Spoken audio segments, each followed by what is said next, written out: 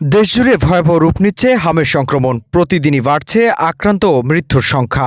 দেশের বিভিন্ন হাসপাতালে শিশু রোগের চাপ বাড়লেও মিলছে না পর্যাপ্ত শয্যা, ঔষধ কিংবা প্রয়োজনীয় চিকিৎসা সরঞ্জাম।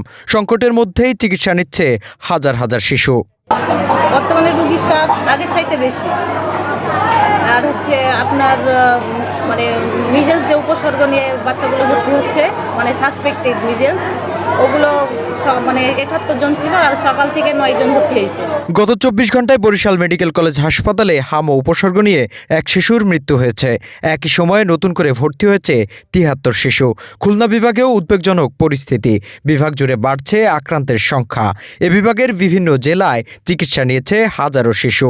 বিভাগীয় স্বাস্থ্য দপ্তরের তথ্য অনুযায়ী এখন পর্যন্ত সেখানে মৃত্যু হয়েছে 19 জনের।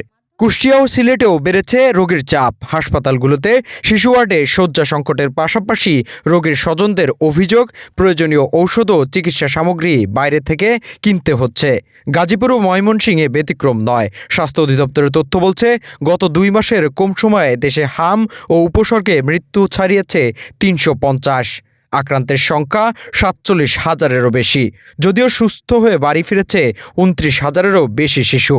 এদিকে হামে মারা যাওয়া 352 শিশুর পরিবারকে 2 কোটি টাকা করে ক্ষতিপূরণ দেওয়ার নির্দেশনা চেয়ে হাইকোর্টে রিট দায়ের করা হয়েছে।